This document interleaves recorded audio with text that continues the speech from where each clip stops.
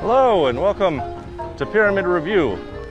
Today I'm in the city of Zama, better known as Tulum. Come with me.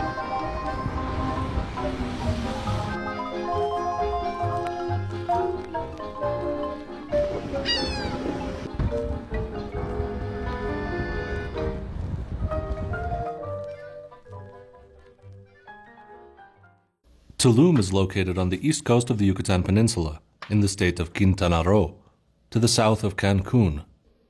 It's right next to the Caribbean Sea, and it's built on a bluff that would have defended the city from attackers as well as hurricane flooding. The most prominent buildings in the site are the main temple and the Temple of the Wind. And there are various palaces and other structures. Tulum was built in the post-classic period and inhabited between the 12th and 16th centuries. It has many features typical of coastal post-classic architecture, such as low-lying small buildings, small temples with stone roofs, and colonnaded palaces. It's similar to other post-classic sites on the East Coast, such as Muyil, which is nearby, and the ruins in Cancun. And it's also similar to other post-classic sites further away and inland, such as Mayapan. The city is surrounded by thick defensive walls on three sides. And it extends like this all around the site. It probably would have been taller when it was initially constructed. A lot of this looks like rubble that has fallen from the top. Here is the corner of the wall, and you can see that there's also a guard tower built on top. And I believe that there's one at the other far corner as well. I think it's the only example of a stone guard tower along a defensive wall that still survives from the Mayan world. Here's the gate. There are 5 gates. Here you can see the back of the wall. We have some ramparts here. This is possibly the largest, most intact Mayan wall of any site that I know of. Not that many have walls. Mayapan, Ekbalam, some others do. But here you can see the ramparts and how thick it was. This is the third most popular pyramid in all of Mexico after Chichen Itza and Teotihuacan. So normally it's completely crowded, but as you can see it's totally empty. It's because I'm here on a Sunday morning, because it's a bit tricky to give you a tour if there's other tour guides speaking. Here we see a little cenote that's built into the wall. It's not the most glorious cenote, but nevertheless it would have served as a source of fresh water for the people of Tulum. This is the house of the cenote. There's a cenote under this building, and this would have been used for rituals relating to that cenote. So the city was not originally called Tulum, it was called Zama. And the reason it's called Zama is because that means in the Mayan language, dawn. And over here, you can see the sun just came up not too long ago. And here we are on a geological structure made of lava that erupted here some 2 million years ago, which is very recent in a geological time frame. Created this lava field, which has been eroded by the sea in that time, to create a cliff. And here by the sea we have some unique plants, unique coastal plants that you don't see further inland, like this, and this.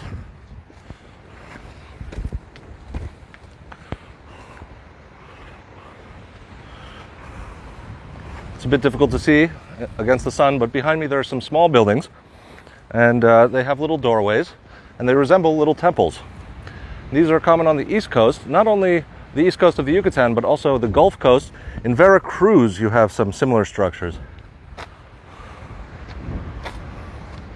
And over there is the house of the wind god, Kukulkan, the great plumed serpent in one of his manifestations. And this building is not accessible, and the reason why, perhaps, is it's on a giant cliff. Actually, underneath here, the water has eroded some of the land that is there, and so this is on a rock that's just jutting out over the sea. This is where the Halach Uinik would live. That is the great lord of the city, and his family and his servants. Over there, we have another temple with some little stucco image of the descending god. The descending god is very typical of this region, especially along the coast. Some call him the diving god. And you can see it's a human face with the hands going down and the legs up at the top. Unfortunately, you can't access everything here in Tulum, but over there you can see the Castillo, which would have looked like this. There are traces of paint still on these buildings, and from that they can reconstruct that they would have looked like this, very brightly colored. Over there you see that there is an archway which is in the wall that leads to this complex. So it would have been walled off, and it would have been the most important part of this complex. Over there we can see that on the side of the staircase there are these structures. Not all pyramids have those, sort of like handrails. That is seen in Chichen Itza, and also Mayapan, which was kind of a copy of Chichen Itza, made later on, about the same time as most of the buildings on this site. And it's said that a lot of the buildings here feature Mayapan-style architecture, East Coast architecture, which is found in Mayapan and other places. Mayapan isn't even on the East Coast, but they call it that. Here is a stela from the 6th century that was found in this building. And that would make it the oldest dated thing that was found at this site. And it doesn't really match with the age of the other buildings here. And so they think that it may have been dragged from some other place and reused here. Or maybe there was originally some sort of small settlement and they reused the bricks but left the stela. If you want to see that stela, it's available to view in the collections of the British Museum.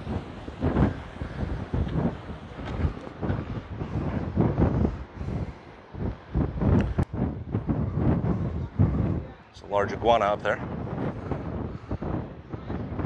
chilling here by the coast. It is extremely windy. You can see why they would make a temple to the wind god around here. Over there you can see the famous beaches of Tulum. Right now is the sargassum season. And that's sargassum. It's a type of seaweed that generates in the middle of the Atlantic Ocean and washes ashore here. People complain that it smells, but it doesn't smell too bad. But it does make it difficult to walk on the beach. You can see the water here is all brown with sargassum. Beyond that, you have the very clear, picturesque waters of the Riviera Maya. Over there you have some boats and people going on tours, and down there in that direction you have more beaches and the city of Tulum proper, at least the modern city of Tulum. So this is the back of the Castillo, and you can see up there are 2 holes, and there's a reason for that. That's because this site used to function as a lighthouse. Out there, I'm not sure how far exactly. I think you can see it. You can see that there's some waves breaking over there in the distance. And there's a reef out there. And it's right below the surface of the water level. And it is over there as well, but there's a gap in it right here, right in front of the Castillo. So if you are out at sea, they would keep 2 torches burning inside the temple. And if you were out at sea and you were on the other side of the reef, and you wanted to know where you could make that turn and be sure that your canoe wouldn't get stuck on the reef, you had to look up here. And if you could see the torches, which are further in the Castillo, then you knew that you were at the right place and you could safely make your turn and avoid the reef. So pretty ingenious lighthouse system that was developed by the Maya. Here's the back of the Temple of the Descending God. It would have originally been covered in murals, and inside there are still murals, a little bit, some traces of them. And there's also associated temples here. You can see some kind of osprey or seabird hovering just above the Castillo. Here's the most famous view in all of Tulum. Really absolutely gorgeous.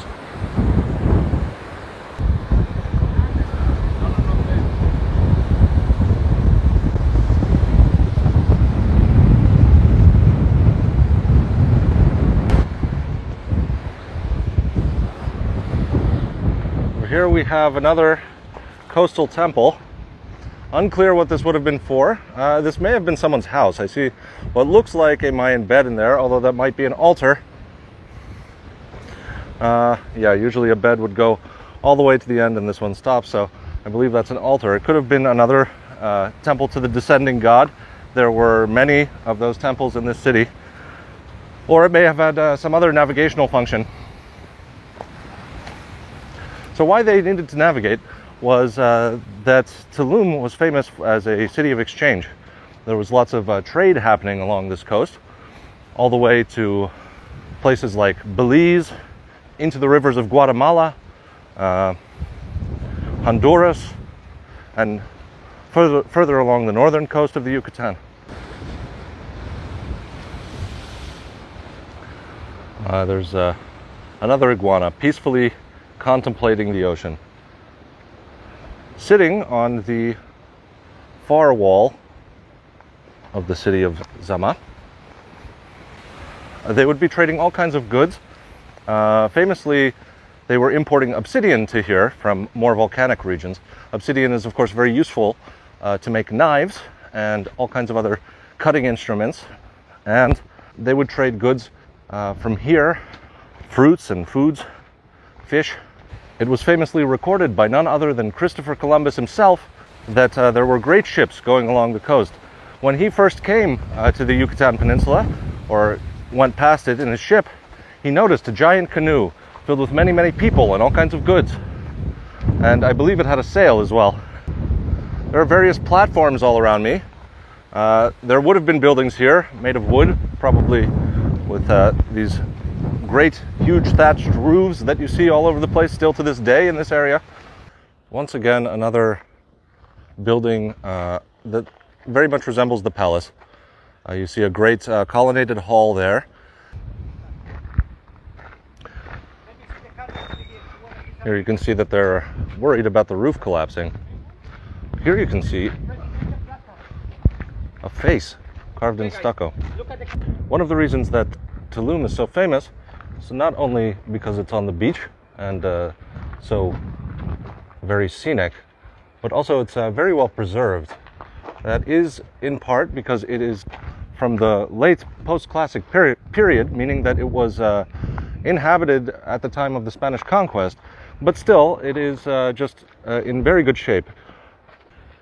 In many other places, the stucco decoration has worn away, and here you can still see not only the stucco decoration, but also the paint itself.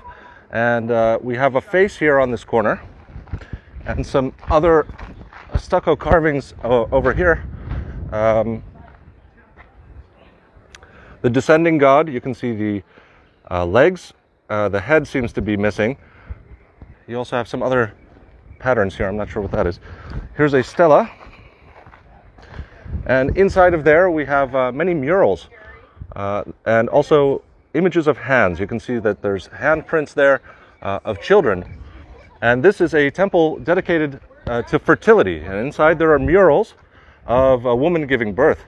And you can still see some traces of paint on the outside of the door jamb, which was very typical for the Maya. And over here you can see the same face as on that corner, except here the eyes are closed. There they're open, they're rounded, and here they are inset and they have a line through the middle And this represents a duality of night and day, darkness and light, life and birth.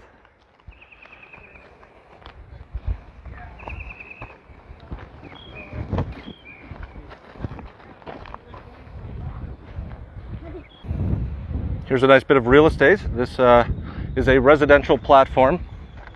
You can see there would have been a large building there, and I think that's the remains of a hearth in the middle, where they may have been cooking something, and some stairs to get up there, of course. There's many such platforms around here. Here we see the gate of the northern wall. I'm here at the northern exit of the site, and once again you can see these very thick defensible walls that have been very well maintained, and that's because they were not last used at the time of the Spanish conquest, but later on in the late 19th century when there was an independent Mayan state declared all around Quintana Roo, and there was a lot of conflict, and they needed a place to defend themselves, and this was one of those very defensible positions. So one of the reasons that I come here early to record these things is because all of the tour guides have very booming voices that interfere with any recording I want to do, even with a dedicated microphone. All right, well, I think that's it from Tulum. A lovely site. It doesn't take too long to explore, about an hour or so. Plenty of tour guides available if you're into that sort of thing. And just a beautiful place to go if you ever have the chance. Thank you to my patrons. If you'd like to see more tours of ancient sites, please subscribe to my channel.